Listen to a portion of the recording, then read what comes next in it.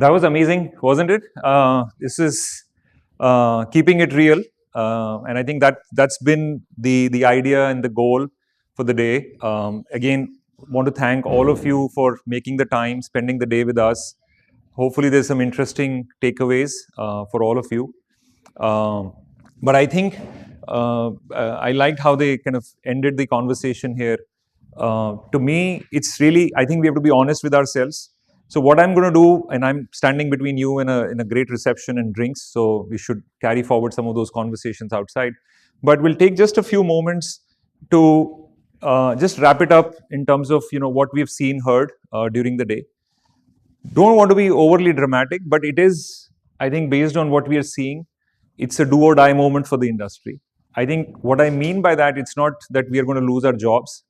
I think, to me, it means really that this is the year that we need to take action. This is the year we need to take action on what it does to our business models, what it means for our clients, what it means to help them kind of navigate through the challenges that are there. So I think, again, don't want to be a AI doomer or a tech doomer. Hopefully, everybody is feeling optimistic about AI and the opportunity that it brings. But it's an important, I think it's a kind of, I think somebody was saying, I was chatting, it's like really the race to the moon moment in some ways, right? We have to all come together. It has to be infused across the organization and so on. So, and why really is that? I think we heard a lot of these themes during the day, right? Of course, the enterprise leaders that we're talking to, that are your customers, our customers, right from the board to the C-suite, it's not an easy job. It's not really an easy job, because just in the space of last 3 or 4 weeks, the geopolitical tensions, just with the change of administration in the US, what's happening on tariffs and supply chain, and so you, as a leader, you're really navigating what it means for your business. Suddenly, if there is a tariff of 10%, 25% on goods imported into US from Canada, that suddenly means a lot of change, a lot of disruption for your clients, manufacturing clients, retail clients, and so on and so forth. On top of that, they have to keep pace with all the innovation, all the news that's coming almost every single day on AI, right? And not just AI. I mean, there's all the other technology and all the other shift that's happening. We spoke at length about the workforce transformation, right? Change management being number one in terms of challenges. So how do you keep your workforce motivated, that their jobs are not at risk, yet present them with the opportunity? And you have to do all of that while ensuring, I think we spoke about privacy and cybersecurity. You have to do that, all of that, because everything is digital, all the data is available. How do you really do cybersecurity and governance at scale, right? You have to do it really as a foundational element. A lot of you have very focused practices on that. I mean, last year, SEC also came out with this regulation that any cybersecurity breach violation had to be reported within 24 or 48 hours, right? So that's more pressure on the board. That's more pressure on the CFOs, and you're also on top of that trying to balance of course your investments, your commitments to net zero, sustainability commitments, and then trying to kind of slice and dice your budget in terms of how I'm going to find that budget, extra budget, and take that into emerging tech, so that the business stays relevant, stays current.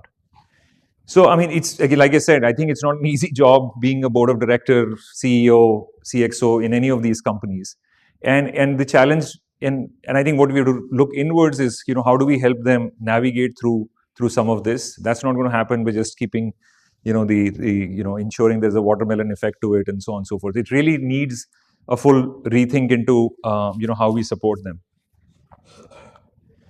So, it is, we spoke about it. The pace of change is extremely fast. Technology disruption, all of that hitting us. But to me, fundamentally, it boils down to, are we going to be capturing a large part of that value? AI will generate value. I don't think anybody here in this room would disagree that AI is not going to generate more value. There's already a lot of billions of dollars of commitment that's happening. But is this industry going to capture a large part of it, or are we going to give it away to the big tech or some agentic AI startups and so on and so forth? So I think that's the lens that we are looking at. And here's a interesting thought experiment. We've touched upon it, how the delivery model changes and so on and so forth. I mean, this entire industry of ours is really built on this. This is a people industry, right? It's built on this fundamental model of having a pyramid. There is a certain staffing ratio. There's a certain number of people to every team leader. This is the underpinning of our industry, right? But what happens when you start bringing agents, when you start bringing in that specialization? That pyramid is going to start looking very differently. It's going to become maybe a diamond, right? You will not need as many college freshers that we used to hire, in tens of thousands. So if you're going to need less people at the bottom of the pyramid, and you'll obviously need then lesser managers because their span of control will start to rise. This just fundamentally disrupts the industry as we know it. And we have to be ready for it. It has implications on how we price to the customers. It has implications on how we run our business. It has implications to just truly disrupt, how we operate our companies, right? And I don't know if we are ready for it. I think people who are going to capture value are who get ahead of this, because I think this is, if I was to take a bet on it, I think this is very real. I think we will not be seeing as many college level hiring, at least in the roles that we are doing today. We may get new jobs may get created, and we will continue to hire more freshers and all of that. But I don't think that's going to happen. Our industry collectively has been a negative job creator in the last 6-7 quarters. Right? We've not added, except for a couple of companies, we've not added headcount, in the roles and in the work that we're doing. So I think this, to me, has profound effects also on the pricing, the solutioning, the sizing, all of that, and we should be prepared. Okay. So, like I said, I think we are a people business. We call ourselves technology businesses, but we really understand people. We understand how to skill them, upskill them, get them adapted on newer technologies. So I think I took a shot at summarizing some of the things that we heard during the day. I think specialist domain expertise is really, really important in this AI first world. We have a lot of that existing in our organizations, in your organizations, whether it's vertical expertise, whether it's platform expertise, whether it's process expertise, all of that really becomes so much more important. And I think that's where your middle of the pyramid becomes extremely key. They understand the client context. They understand what will work within a client context or not. So that's, I think, number one. Number two, this industry is, I think, gotten used to, we're going to get 4-5% quarter-over-quarter growth. Everything is nice.